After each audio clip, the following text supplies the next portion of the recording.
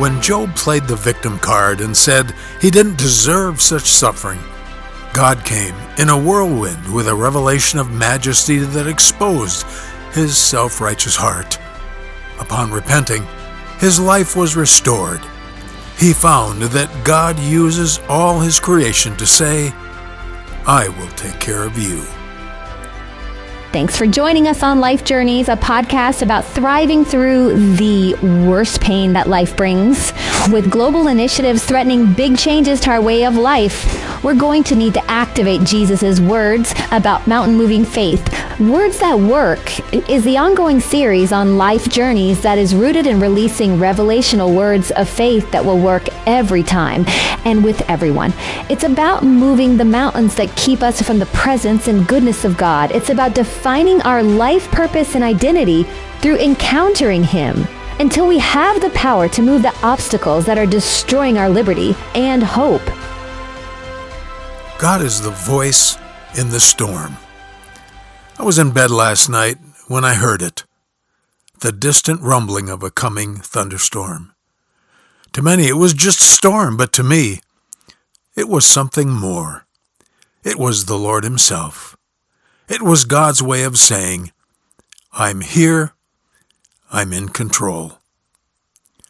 That storm came and knocked out the power across the entire city in an instant. No man can do that. No technology could stop it. In that moment, God had the attention of every living creature. His voice was in the thunder, the lightning, a flash for the whole world to see, and the earth itself trembled. When you're in between a rock and a hard place, and your trial is going on and on, perhaps even year after year, you're going to need to know how to navigate that. And I'm going to talk to you today about a foundation that must be laid to overcome it. This is about the voice in the storm. Now understand the price paid for a message such as this. The heartache endured. The human trauma seen. There was a mother of 7 who died of cancer at 43. That was my first funeral. Then the 35-year-old mother of 2 who totally, unexpectedly dropped dead in her kitchen. A few years later, her husband and son drowned in a hunting accident. Then the 19-year-old son who died in a car accident. And a short time later, his father and sister were killed by a drunk driver, leaving only the mom.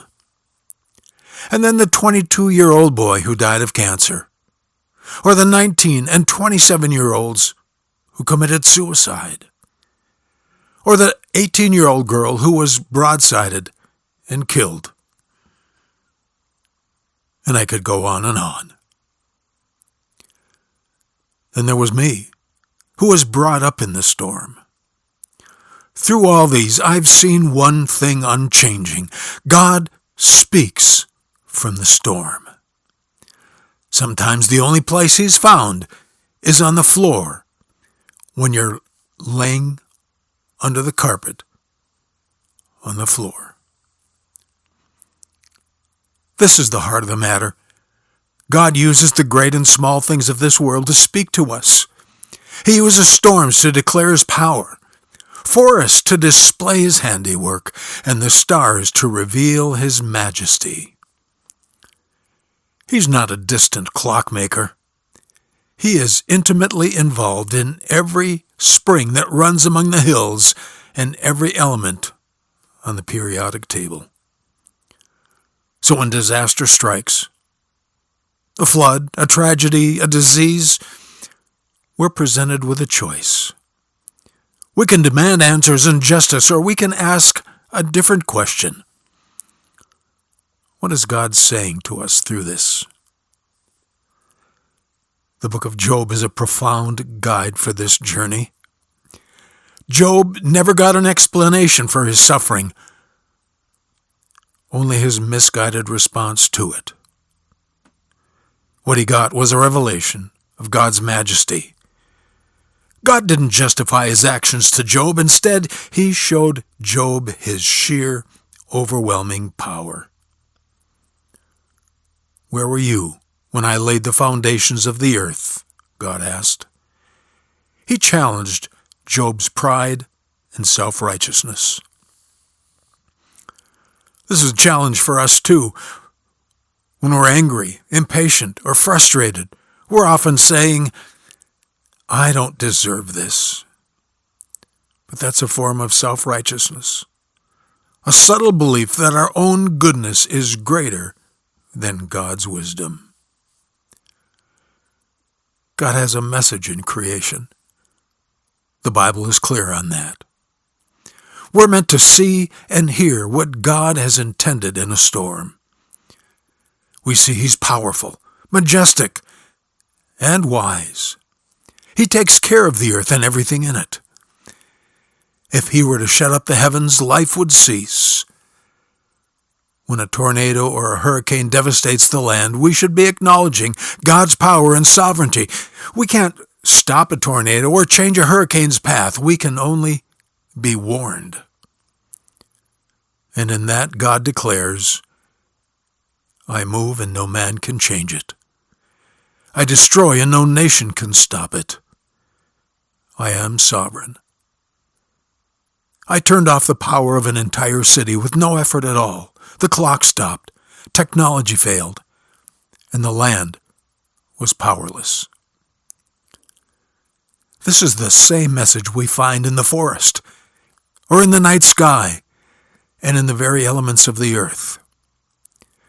We try to explain the northern lights, the cry of the loon, or the elements of the periodic table, but we miss the simple truth. God is declaring his word, saying, Behold my glory. It's all from me. It's in my hands, and this world is a gift to you. But we have a question about suffering. So what happens when the storms of life hit? When a flood takes lives or a disease strikes? When we face what we call a tragedy, what is God manifesting about himself then? Do we stop and ask, what is our great God up to? What does he want us to know? This is the great lesson of Job. He didn't get an answer to his questions about why he was suffering. Instead, God answered out of a whirlwind and basically said, Job, who do you think you are? I created the heavens and the earth. It's all mine. Job's problem wasn't a lack of wisdom, it was pride. He was trying to justify himself rather than God. He was asking, why do I deserve this? And we do the same. We get angry, impatient, or frustrated, and it's a form of deep-seated self-righteousness. We believe our righteousness is greater than God's, and we best get in touch with that reality. So when the storms of life strike, don't ask why, ask who. Ask, who's speaking to me? In the end, it's not about finding the answers to our intellectual demands. It's about cultivating a heart of faith that trusts God's sovereign wisdom, even when we don't understand it. Jesus gave us the conclusion in Matthew chapter 6. Therefore I say unto you, take no thought for your life, what you shall eat. Behold, the fowls of the air, and consider the lilies of the field. I take care of them. If God can care for the birds in the fields, how much more will he care for you, who are of such great value? In the end, all of our suffering and trials are not about our misery. They're about how we walk through them, with our eyes on God's glory or on our own vanity. God is great, and nothing else will bring peace to the dilemma of life. You see, God didn't answer the question of why men must endure such hardships. He struck at the root of the question of mankind, and he said, Job, I am God, and I am in charge. Align yourself with my majesty. Trust in my mercy, and you will be blessed. The answers to all your questions will not deliver you. Everything that God does in the earth is for the eternal welfare of mankind, you see. Not for his temporary carnal comforts and demands. God is preoccupied with our soul's condition, no matter how preoccupied we are with our body's condition. Faith for righteousness by grace, through faith alone, is far more needful than faith for physical healing.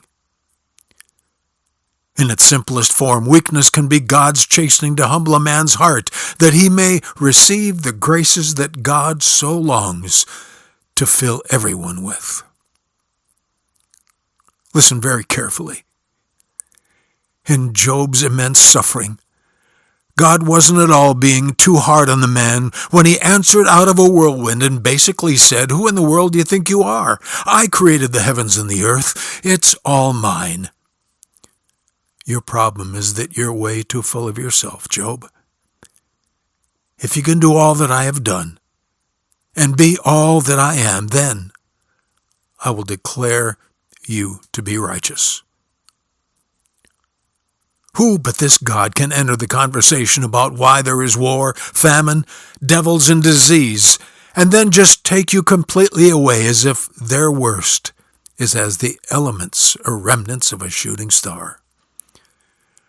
Who can burst into the gallows of Auschwitz, call up the treacherous prison guard spitting out his threats as children hang like docile, silent rag dolls on a butcher's meat hook, no whimper coming from their dying bodies? Who but God can carry a soul into a dimension beyond time and let him behold God blowing the wind from his lips and causing the clouds to flash and shake the mountains? This God does not fret, wonder, nor even utter the great things that shall define our glory with him one day. Such things as our trials are not worth comparing with his plan for you. So let the pain disappear as the morning mist, and its confusion bend low before our God. My God, how great thou art! Little wonder that this was the song on my heart that I played over and over, many times a day for nearly 2 years, after he impressed his glory upon my suffering, broken soul. Our place on earth can only be rightly comprehended upon the foundations of that majesty which can never be explained or controlled. It proceeds from one realization: God is great. Nothing else will bring peace to the dilemma of life on earth. One of the most profound and realistic places to find God is under the carpet, with a body and soul that is spent, exhausted, and at an end of itself. But the end of self is intended to be the beginning of God, the beginning of living the life that is from above. When you're at the end of yourself, exhausted and spent, that's where God begins. This is not about how bad we are. It's a revelation of the amazing, awesome, majestic God that is. He wants us to stop trying to justify ourselves and start glorifying and justifying him instead. Remember this: everything that God does in the earth is for the eternal welfare of mankind, not for our temporary comfort. Last night, when the power went out, my response should have been, God is taking care of the land and its inhabitants, and he's sending me a message. I am the Almighty God to you tonight. I am going to take care of you. You can unlock the presence of God in your life. There are revelation principles that remove the mountains, keeping us from joy, hope, peace, and purpose when our world gets turned upside down. Look for these words that work with Pastor Hardika as he shares what has helped him when life got hard. And don't forget to check out his book, The Fortress and the Firebrand, available on Amazon and Barnes & Noble. Thanks for listening to Life Journeys. When Job played the victim card and said he didn't deserve such suffering, God came in a whirlwind with a revelation of majesty that exposed his self-righteous heart. Upon repenting, his life was restored. He found that God uses all his creation to say, "I will take care of you."